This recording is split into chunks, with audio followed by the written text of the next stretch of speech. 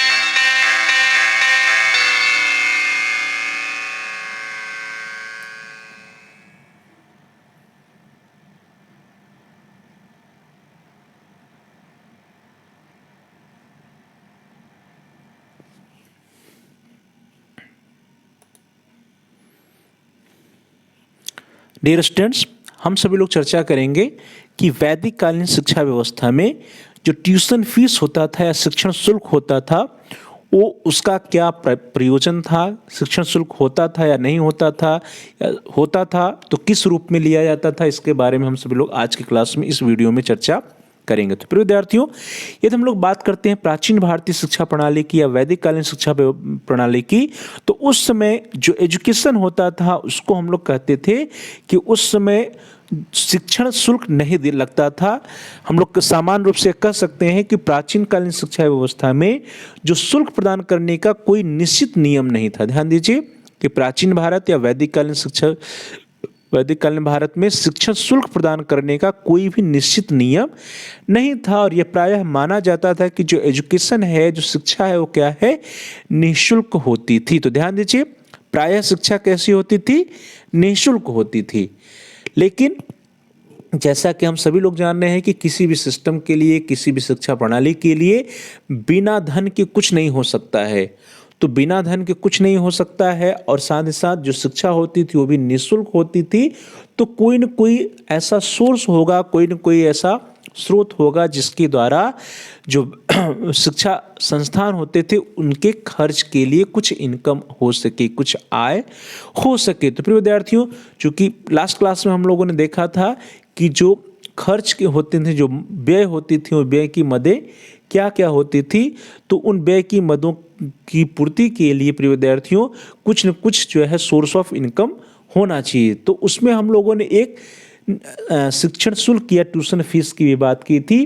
तो प्रायः माना जाता है कि वैदिक कालीन शिक्षा व्यवस्था में जो शिक्षण शुल्क होता था वो शिक्षण शुल्क कोई निर्धारित नहीं था, शिक्षण शुल्क लेने का कोई निश्चित नियम नहीं था।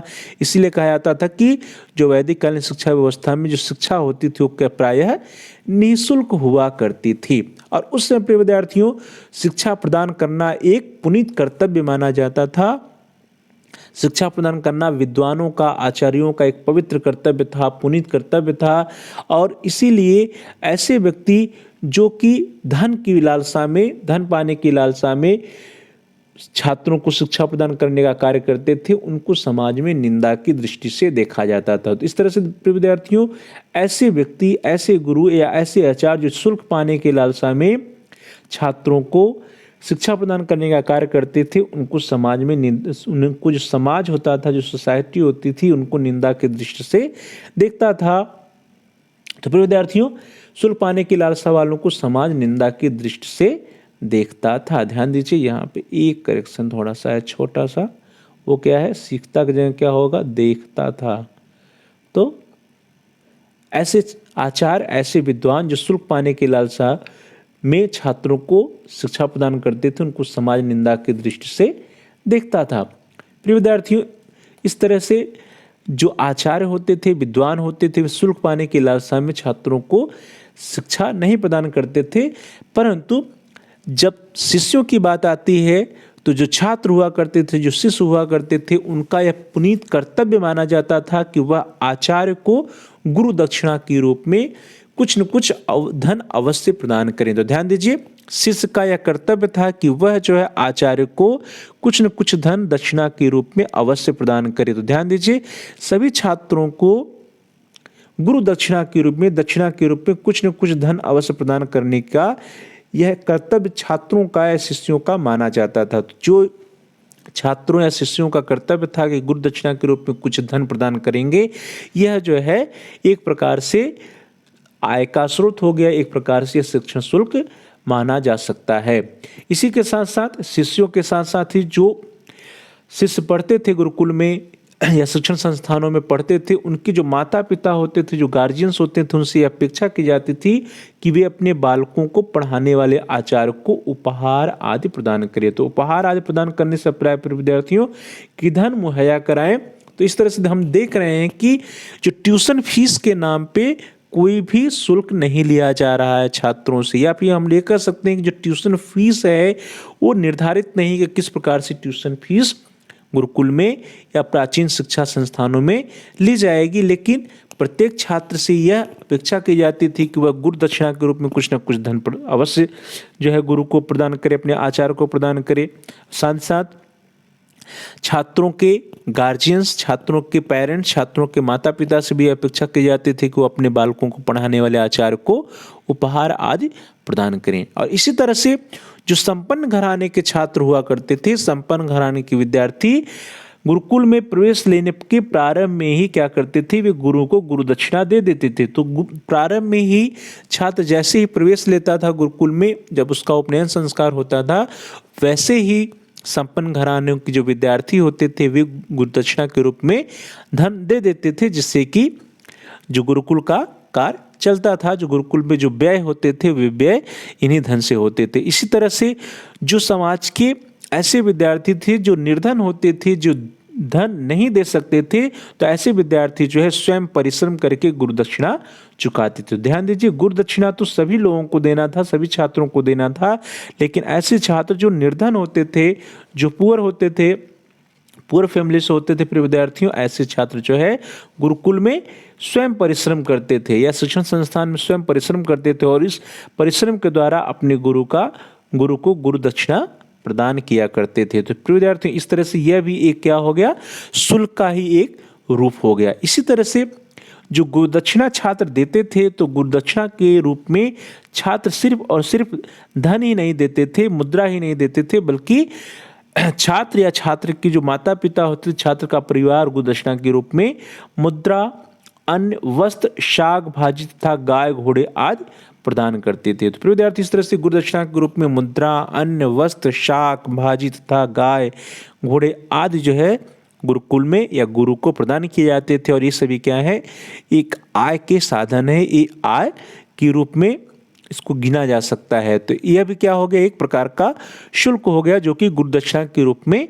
दिया जाता था। इसी तरह से जो समाज के धनी लोग हुआ करते थे, समाज के धनी लोग गुरुकुल की भोजन की व्यवस्था तथा गुरुकुल के भवन निर्माण हेतु दान देते थे। तो ध्यान दीजिए, जो डोनेशन की बात करते हैं, दान की बात करते हैं, तो समाज के जो धनी लोग होते थे वे गुरुकुल की भोजन की व्यवस्था के लिए और गुरुकुल के भवन निर्माण के लिए डोनेशन या दान दिया करते थे। तो यह जो दान हो गया प्रिय विद्यार्थियों, समाज के धनी लोगों के द्वारा दिया जाने वाला, यह भी क्या हो गया, एक आय का स्रोत हो जाता है।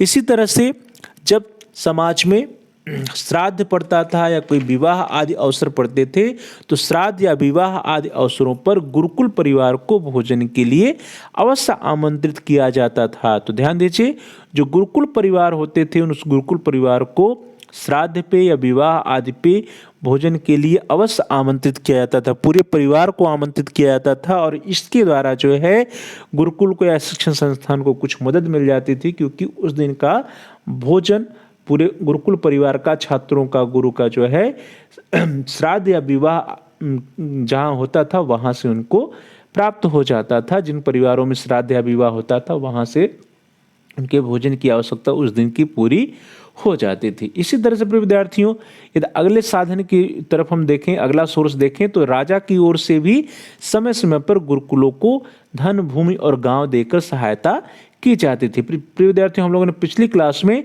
राजकीय सहायता की बात की थी। तो राजकीय सहायता अर्थात प्रिय विद्यार्थियों, जो राजा होते थे, जो किंग होते थे, वे समय समय पर गुरुकुलों को धन प्रदान करते थे, मुद्रा प्रदान करते थे, भूमि प्रदान करते थे, गांव दे देते थे, गांव अलॉट कर देते थे। तो इन सब के द्वारा जो है गुरुकुल की आय होती थी।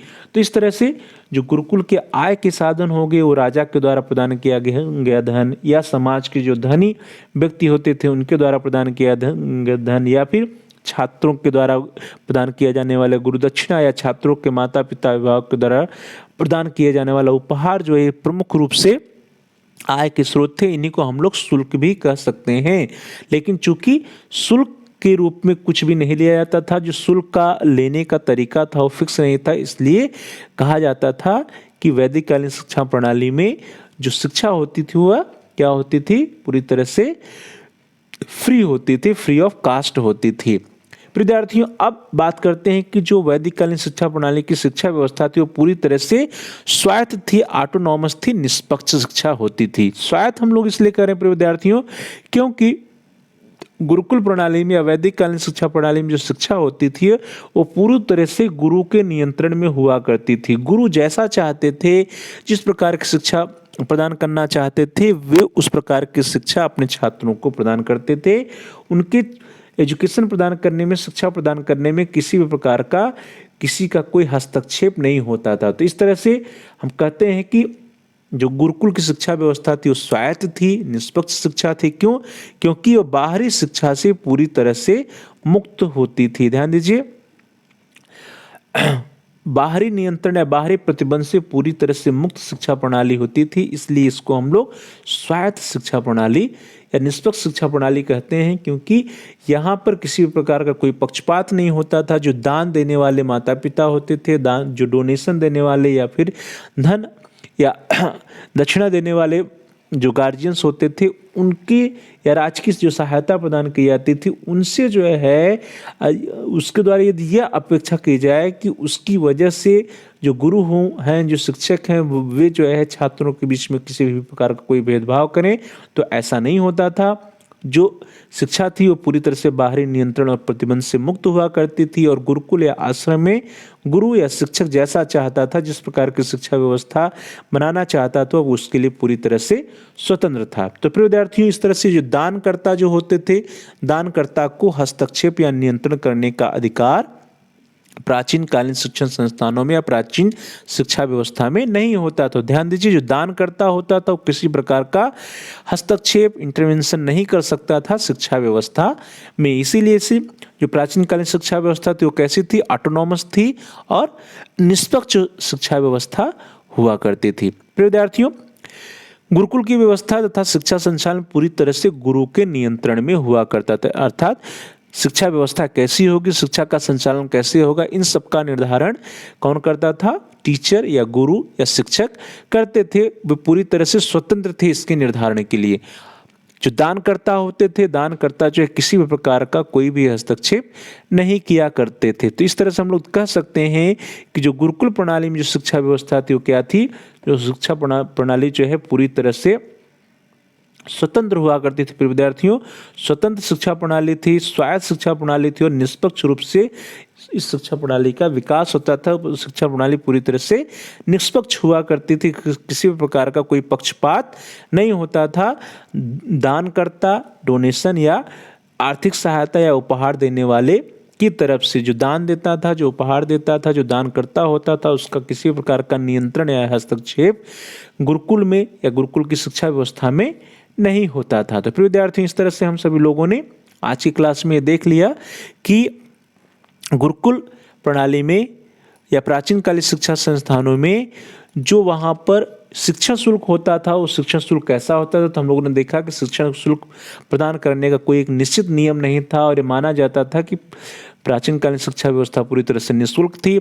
जो वहाँ पे आय की स्रोत हुआ करती तो गुरु दक्षिणा हुआ करता थे, माता पिता द्वारा प्रदान किया जाने वाला उपहार हुआ करता था, जो समाज के अमीर या धनाढ्य लोग होते थे उनके द्वारा दिया जाने वाले सहायता होता था, और साथ ही साथ जो राजकीय सहायता होती थी, इन सभी के द्वारा जो है गुरुकुल की जो खर्च होती थी, जो एक्सपेंडिचर होता था, उसके लिए उसको आय मिल जाते थे। छात्र जो है, छात्रों के लिए अनिवार्य था को किसी न किसी प्रकार से गुरु दक्षिणा दे। जो अमीर परिवार के बच्चे होते तो प्रारंभ में ही गुरु दक्षिणा या फिर धन दे दिया करते थे। जो गरीब परिवार के बच्चे होते थे वे गुरुकुल में श्रम कर करके और अपनी गुरु दक्षिणा को गुरु को प्रदान करते थे। और इस लास्ट में हम लोगों ने देखा कि जो गुरुकुल या प्राचीन कालीन शिक्षा व्यवस्था थी वो पूरी तरह से निष्पक्ष थी और स्वायत्त थी, इंडिपेंडेंट थी, स्वतंत्र थी, और इसमें किसी भी प्रकार का जो दानकर्ता होता था उसका हस्तक्षेप या नियंत्रण नहीं होता था। तो thanks for watching, thanks to all of you. Please like share and comment on the video, also subscribe the channel. प्रिय विद्यार्थियों, आप इस वीडियो को लाइक करिए और इस वीडियो को अधिक से अधिक अपने दोस्तों में, फ्रेंड सर्किल में, मित्रों के साथ शेयर करिए, जिससे कि वे भी इस वीडियो का लाभ उठा सकें। और साथ ही साथ आप इस वीडियो पर कमेंट्स भी कर सकते हैं। कमेंट्स के द्वारा यदि आपका कोई बहुमूल्य सुझाव है या कोई प्रश्न या कोई समस्या है तो आप हम तक पहुँचा सकते हैं। हम आपके प्रश्नों का उत्तर देने का प्रयास करेंगे, आपकी समस्याओं का समाधान करने का प्रयास करेंगे, और साथ ही साथ जो भी आपके बहुमूल्य सुझाव आएंगे उन सुझावों पर अनुपालन करने का भी प्रयास करेंगे। तो thanks for watching. Please like share and comment on the video, also subscribe the channel. आप सभी प्रिय विद्यार्थियों में से, प्यारे भाई और बहनों में से, प्यारे साथियों में से जिन लोगों ने चैनल को सब्सक्राइब नहीं किया है, कृपया चैनल को सब्सक्राइब कर लीजिए, जिससे कि आप चैनल पे जाइए, प्लेलिस्ट में जाइए और अपनी आवश्यकता के अनुसार वीडियोज को सर्च करके आसानी से देख पाएँ, अपने अध्ययन कार्य को आगे बढ़ा पाएँ। इसके लिए ज़रूरी है कि आप चैनल को सब्सक्राइब कर लीजिए, और साथ ही साथ जहाँ सब्सक्राइब लिखा है उसके बगल में एक बेल का आइकन है घंटी का आकार, उसको प्रेस करिए, वो लाल है, और उसको प्रेस करने पर, दबाने पर कुछ ऑप्शंस आते हैं, कुछ विकल्प आते हैं। उन विकल्पों में से आप ऑल के ऑप्शन को सिलेक्ट कर लीजिए। इससे यह होगा कि आपके कोर्स से रिलेटेड जो भी नए वीडियोज़ आएंगे उसकी सूचना, उसके नोटिफिकेशन आपको समय से मिल जाएगी और आपका कोई भी वीडियो मिस नहीं होगा। तो प्यारे भाई बहनों, प्रिय विद्यार्थियों, प्रिय साथियों, thanks for watching, thanks to all of you. Please like share and comment on the video, also subscribe the channel and press the bell icon all. आप सभी लोगों का बहुत बहुत धन्यवाद।